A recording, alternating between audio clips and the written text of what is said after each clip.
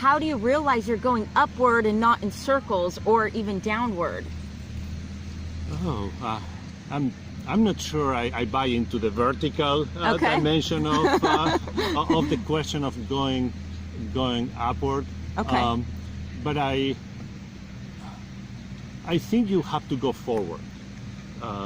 You have to go always into something that helps you build yourself, helps you develop in some way, and develop with others, develop with colleagues, with family, with friends, something that helps you develop and move forward rather than upward. Sometimes when I think about moving upward, I think about stepping on other people in order to get there, and I don't think that's healthy for you or for the organizations where you work. Most of the things I try to do is be useful for those around me, rather than and build with them rather than build on them. Yeah. Oh, that's a good point, because if you think about it, if you're always trying to go upward and build upward, that means you're never enough. And if you're never enough, nothing's ever going to be good enough. And where's the satisfaction in that? And it's very scary, because you see everyone around you as someone who will either you step on them or they are going to step on you. Yeah, you're right. Right? And I don't think that's a happy life. No, that sounds horrible. Right.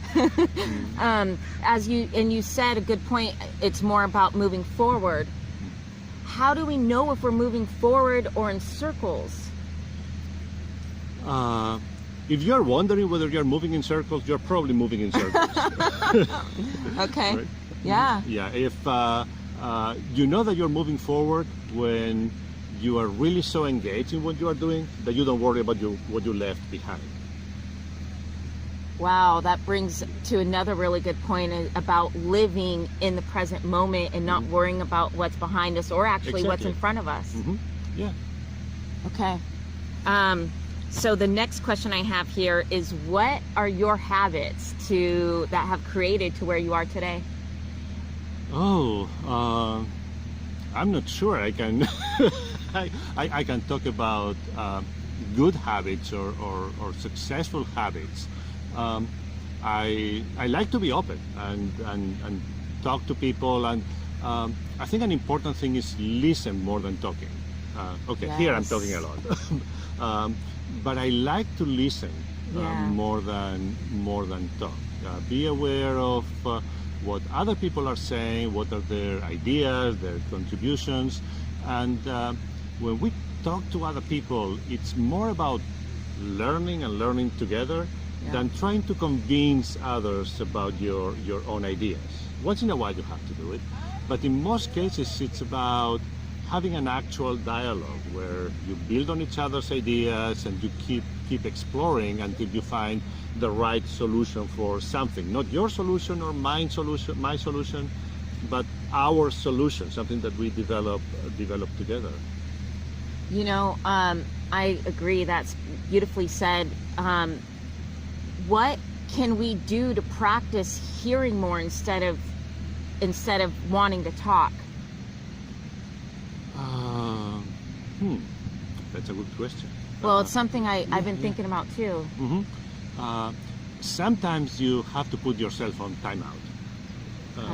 Sometimes you have to say, you know what, I'm not going to say anything for the first 5 or 10 minutes, or I'm going to wait until other people, this and this, speak first, and then I'm going to pitch in. But I'm going to listen first, and I'm going to make sure that when I speak, I build on what others have said, rather than listen to them in order to debunk their position. Yeah. Right? But just, okay, I'm going to wait, and I'm going to make sure that I honor what they have said, and I'm going to build on it. Yeah, makes sense. Thank you for that. Let me go to the next question. So this, I cannot wait until I hear what you say on this, but as I am on social media and just speaking to Gen Z or Gen Zers, one thing I see repeatedly is don't go to school. It's a waste of time. Be an entrepreneur. That will solve all your problems, pretty much, is what I'm getting from these people. What do you have to say to that? there's no one size fits all. For some people, the right path is indeed to start something when they are 17, 18, 19, and be fulfilled in that way. For other people, it's taking 4 years of their lives to go to college, live the life of the mind, and then start a career. For other people, it's going to be a different kind of journey. They are going to be in and out of higher education. Yeah. Some people are going to become entrepreneurs later in life. Yeah. So I think that many Gen Zers are reacting to the idea that you have to go to college when you are 18 and graduate in 4 years and then start your life. And I think they have a point in that people have to find what is the right path for them when they graduate from college. For some people, yes, it is indeed going to college right away and dedicate themselves 100% to it. That's what I did. But it's not necessarily the right path for everyone. And in fact, most students in higher education at universities in the US are not the traditional 18 to 22, 23-year-old students who are full-time dedicated to it. They are in and out of education. They have taken a stint at a community college. They will have changed institutions. Yeah. Some of them may have taken a break, started a family, started a career, come back to college, some full-time, some part-time. People have to think about what is the right path for them. And I think that's what Gen Zers are emphasizing. Being an entrepreneur is not necessarily right for everyone either. Yeah.